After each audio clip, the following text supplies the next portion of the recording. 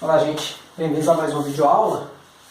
Nela eu vou estar dando continuidade ao estudo do eixo real, tá certo? A gente pode introduzir um novo objeto, que vai ser uma ferramenta bem importante para a solução de alguns problemas que virão, que é o seguinte, são os chamados intervalos reais. Intervalos reais são conjuntos contendo números reais.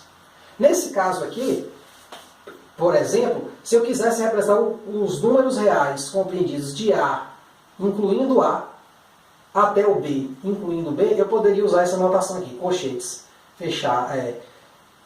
voltados para o A e voltado para o B, e aí a representação seria essa. Quer dizer, aqui são todos os elementos compreendidos de A até B, incluindo A, incluindo B.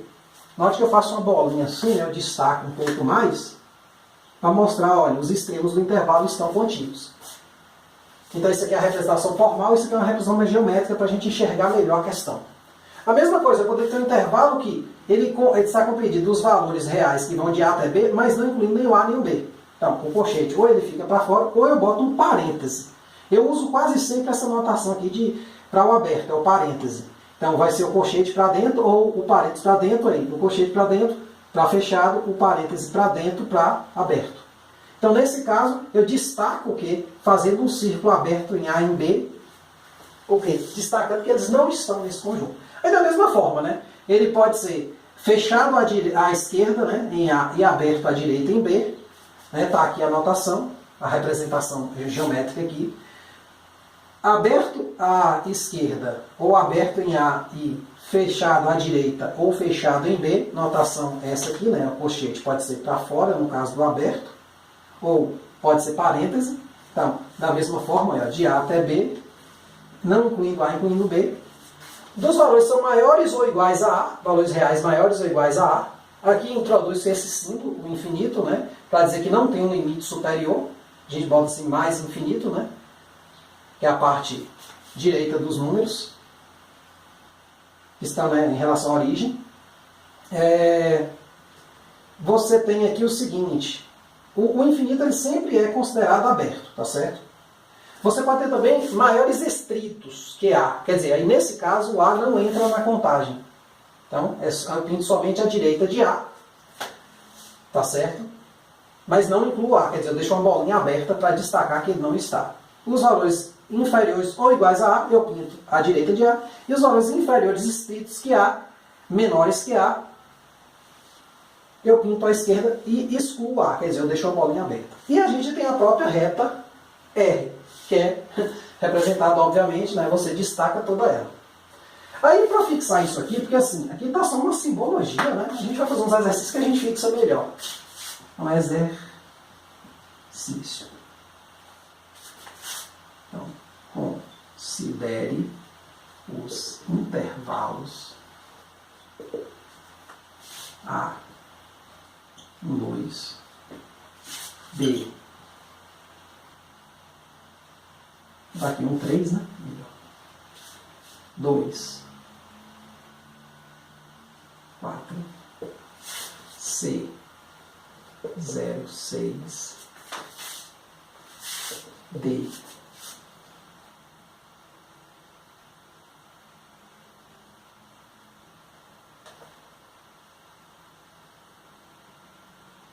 Dois, 5, aberto, é igual a 2 mais infinito. Então, como os intervalos são comuns, a gente pode fazer operações que a gente faria com conjuntos. As mesmas operações que a gente faz com conjuntos, a gente pode fazer as operações aqui. Então, por exemplo, eu posso pedir que você calcule essas coisas aqui. Por exemplo, A unido a B, A inter B, A inter C,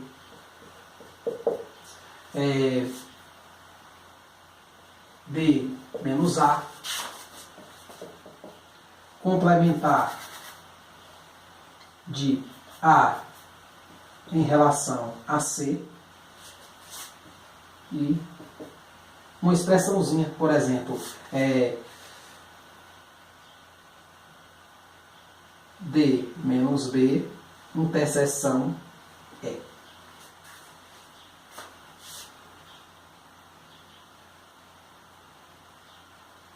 Tá certo? Então, vamos começar aqui. Então, a ideia aqui é bem simples. Basta você usar a representação geométrica, que a questão mais ou menos sai rapidamente, pelo menos para os casos de união, interseção. Os casos mais focados vão ser diferenças complementares, tá certo? Mas assim, essencialmente, se você faz o desenho, facilita bastante. Então aqui é o conjunto A, por exemplo. Então eu escrevo aqui o 1, é o conjunto dos números que vão de 1 até 3, eu destaco o 1 e o 3, né, incluindo eles. Unido a B, aí eu escrevo aqui o conjunto B, que vai de 2, aí eu respeito essa ordem, não posso botar o 2 antes do 1 nem depois do 3, e vai até 4. Assim como o 4 ele tem que estar depois de todo mundo, que ele é o maior elemento. Então, na união, qual a definição de união de conjunto? Se você voltar lá na união, basta que esteja em pelo menos um deles para estar na união.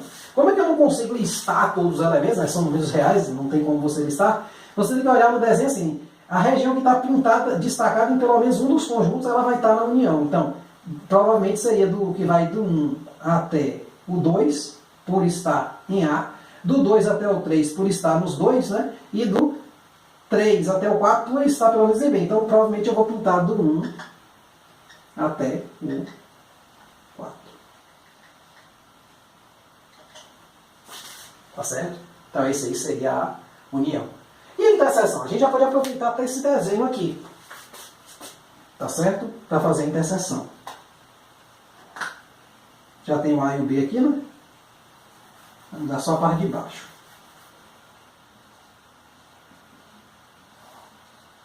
Então, na interseção já é diferente. A interseção é os elementos que estão em A e em B ao mesmo tempo, né? Quer dizer, eles são os elementos comuns desses conjuntos. Vou perceber que o que é comum desse conjunto é o quê? Onde está destacado duas vezes. Que é exatamente o que está entre o 2 e o 3. Note que o 2 e o 3 participam porque eles pertencem aos dois conjuntos. Então, essa interseção aqui seria o conjunto formado, né, pelo 2 e pelo 3, fechado em 2 e fechado em 3. O conjunto formado, né, com os números compreendidos entre 2 e 3, fechado no 2, fechado no 3, quer dizer, incluindo também o 2 e o 3. Tá certo? Aí a gente vem agora para A inter C. Né? O que vem a ser a solução desse problema?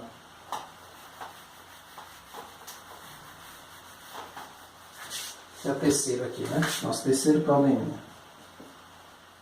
De novo, eu listo A, que vai do 1 até o 3. Aí eu listo o C,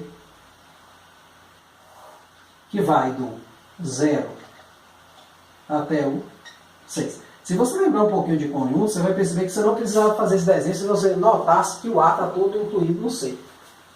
Então a interseção de A com C seria A, que são propriedades de conjunto. Mas você não notou isso, digamos assim, vai fazer normalmente. Não vai dar nada errado. Então a interseção aqui é o que tem nos dois.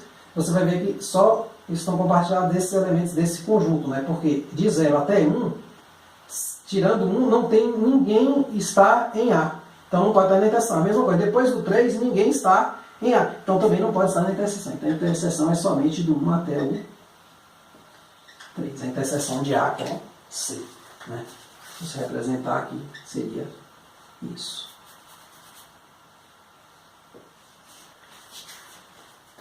Agora tem os casos que a gente tem que ter um pouco mais de cuidado, que é exatamente o quê? A diferença de conjuntos.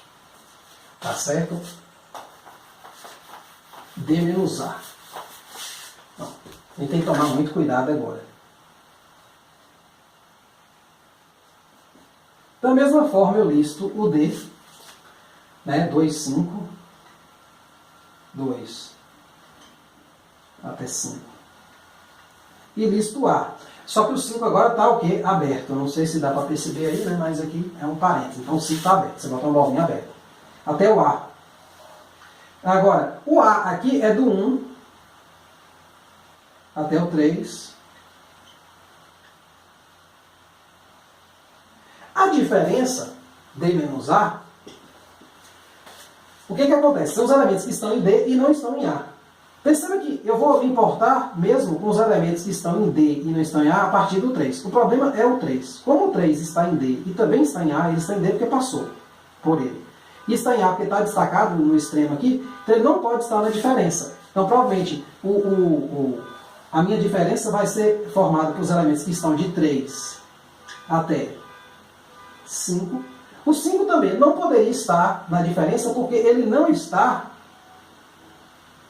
em D. Então, assim, ele não pode estar na diferença, porque a diferença é o quê? Exatamente o que tem no primeiro conjunto e não tem no segundo. Como ele também não tem no primeiro, ele também não pode ter na diferença. Então, seria isso aqui. Seria o conjunto formado dos elementos 3 até 5, aberto tanto em 3 quanto em 5. Tá certo? Então, em particular, observe muito isso aqui, ó. Tome muito cuidado a essa bolinha. Por que ela ficou aberta? Certo? Faz exercício aí, que aí você vai entender.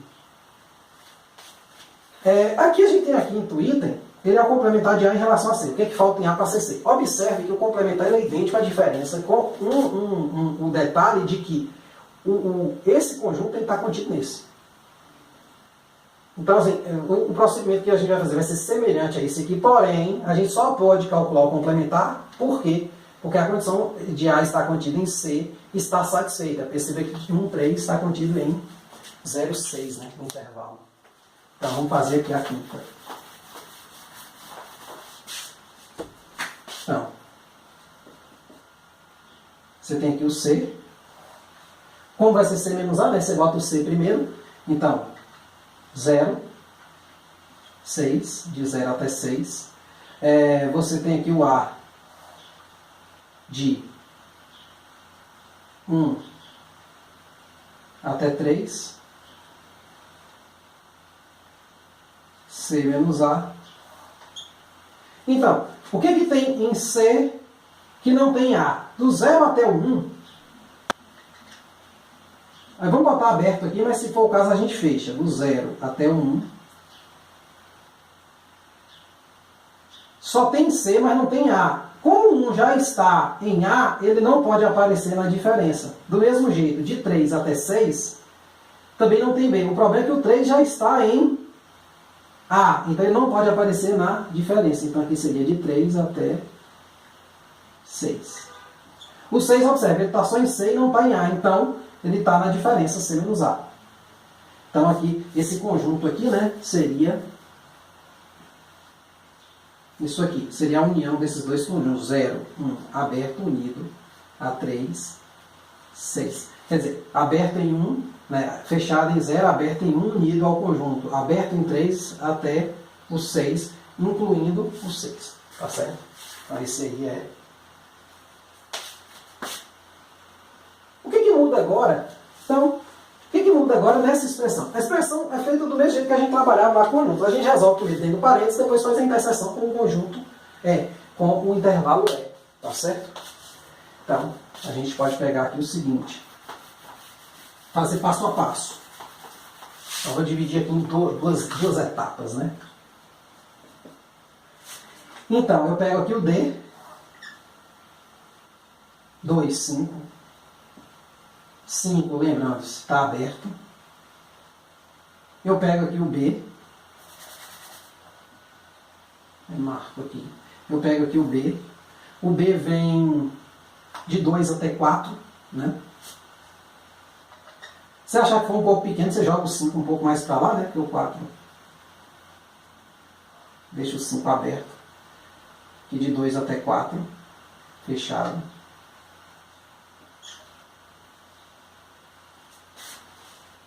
E aí você calcula D menos B.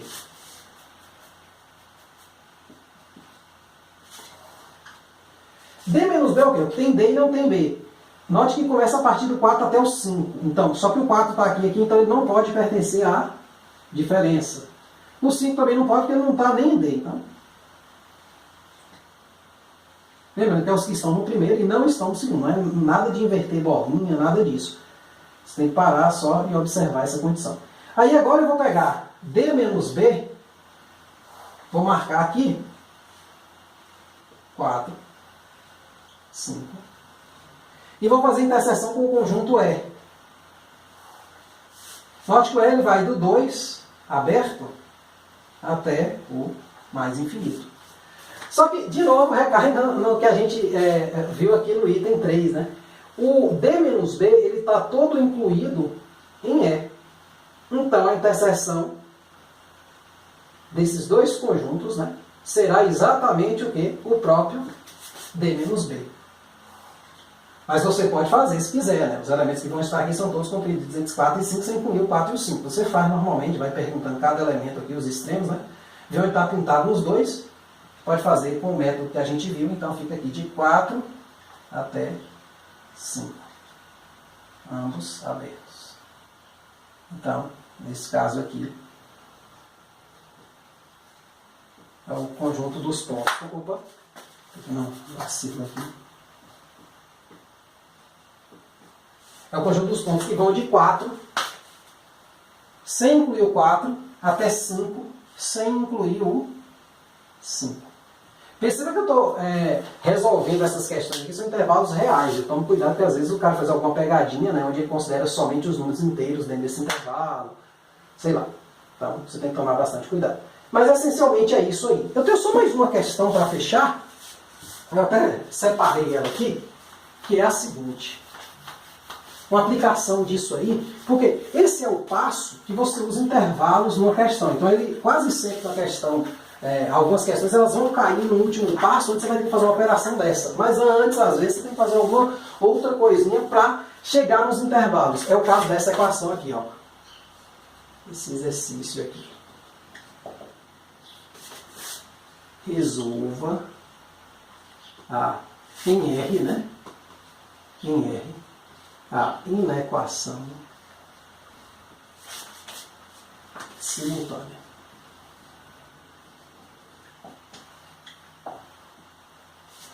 Essa aqui.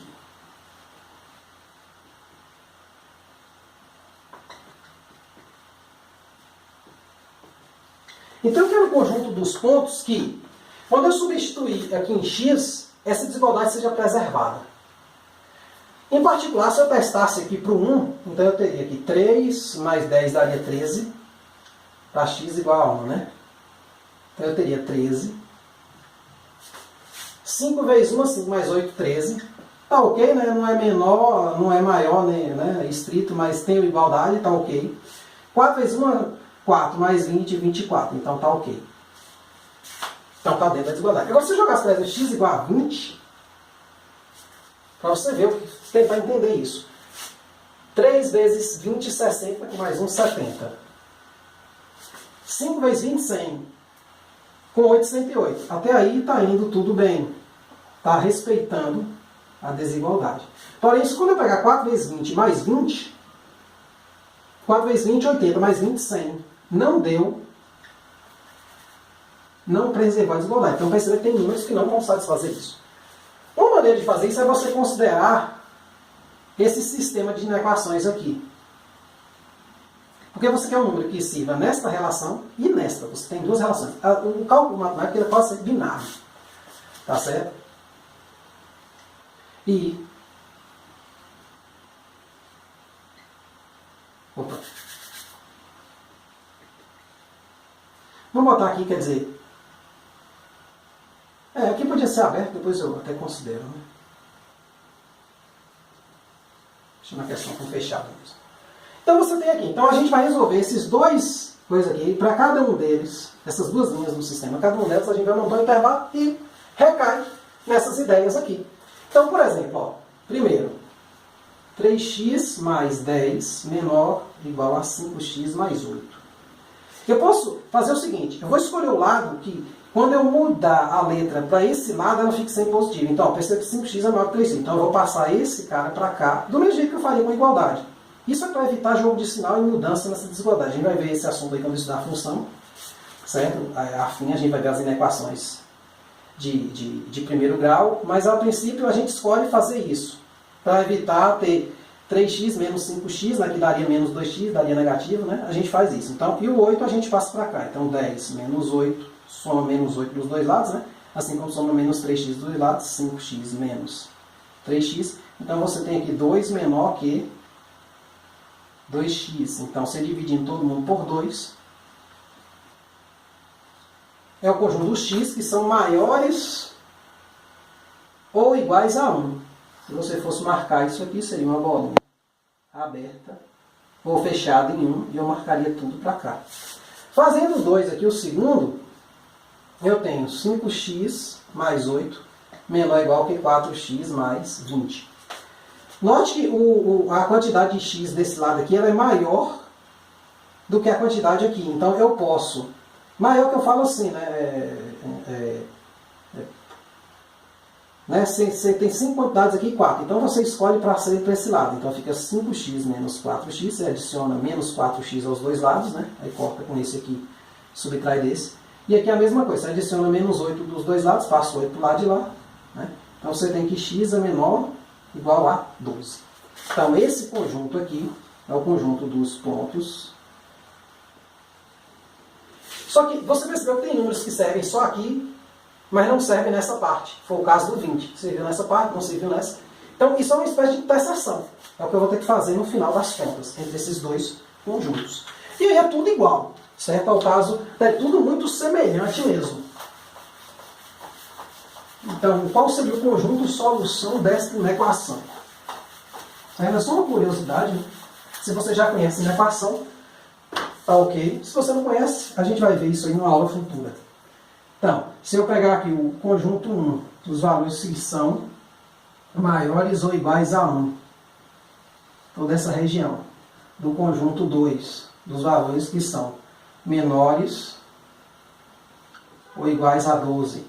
Quando eu fizer a interseção de 1, interseção com 2, eu vou ter exatamente de 1, 12, né? O onde está pintado nos dois, né? De 1 até 12. Então, minha solução seria o intervalo fechado, compreendido com os números compreendidos entre 1 e 12, fechado em 1 e fechado em 12. Tá certo? Com isso aí a gente viu mais essa ferramenta, certo? Os intervalos reais, né, na solução de alguns problemas. Você vê que é um problema que aparentemente tem nada a ver com intervalo, é uma equação. Porém, ela recaiu exatamente nos intervalos. Então, o que eu sempre digo, né, esses conceitos que a gente vem estudando em matemática, cada conceito ele serve para estudar o conceito subsequente. Então, eles estão todos interrelacionados. Vai ter questões que você vai usar múltiplos assuntos. Então, é bom que você sempre esteja revisando, fazendo exercícios, né, para fixar bem. Essas notações que a gente viu são muito simples, muita simbologia, muitas técnicas. Então, assim, o jeito melhor de você conseguir entender, aprender matemática é praticando bastante. Tá certo? Espero que tenham gostado. Muito obrigado.